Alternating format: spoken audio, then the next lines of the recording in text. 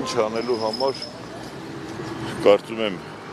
շատ դժվար հարց եք տալիս ինչ անելու, ինչ արվում է, երևի թե հիմա արվում է, ուղղակի ինչ ակնկալել, այդ չեմ կարողանում հասկանալ, թե վերջը այն իշխանությունները, ովքեր որ ժողովրդավարության, մարդու իրավունքների, չգիտեմ, տարբեր համամարտկային արժեքների անվան տակ եկել են իշխանության եւ այսօր Հայաստանի բանտերում ապօրինաբար պահվող մարդկանց քանակը համեմատվում է աշխարհի դիկտատորական երկրներում պահվող քաղբանտարկյալների քանակին, դրա բացատրությունը որն է եւ այն կառույցները, ովքեր ի սկզբանե մարդու իրավունքների հիմնարար ազատությունների մեծ հարցերով են զբաղված եղել, ինչպես են մեկնաբանում, որ իրենք չեն տեսել, չեն լսել եւ չեն խոսում այս երևույթների մասին, կարծում եմ շատ տգեղ երևույթ է, երբ որ մեր նման հինավուրց ազգին կարող են նմանատիպ կուտ տալ, կներեք խոսակցականից համար եւ աչք փակել այդ երևույթների նկատմամբ ինչ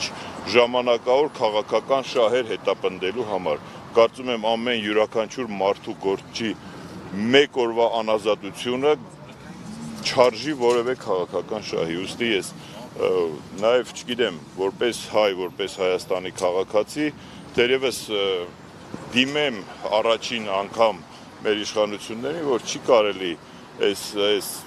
աճպարարությունը նման կերպ շարունակել եւ որևէ ձեր շահ, տարածաշրջանային շահ չարժե նրան, որ Հայաստանի Հանրապետության որևէ քաղաքացի գեթ մեկ օր մնա անազատության մեջ, լուծեք ձեր հարցերը այլ կերպ, ձեր շահերը հետապնդեք այլ կերպ, իսկ եվրոպական կամ միջազգային կառույցներին ես հորդորել չունեմ ասելու, ուղղակի պիտի հետևություններ անեն, որ իրենք իրենց հեղինակությանը անդառնալի վնաս են տվել եւ չեմ կարծում, թե Հայաստանում ապագա որևէ իշխանություն մեծ հույս կկապի կամ հասարակությունը նման կառույցներին, նման ժամանակավոր, նման, չգիտեմ, այդ ծաղրանկարային իրենց պահող կազմակերպությունների նման, որ թղթի վրա այլ կերպ էր, հայտարարություններում այլ կերպեր, առաջներում գեթ մի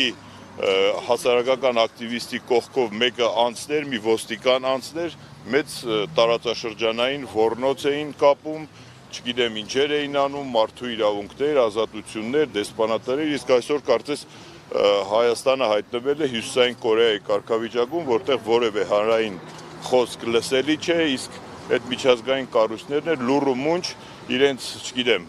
գործն են անում, իրենց ընդմիջումն են անում եւ Հայաստանի Հանրապետության քաղաքացիների հաշվին իրենց աշխատավարձերն են ստանում եվրոպական կառույցներից։ Շնորհակալություն։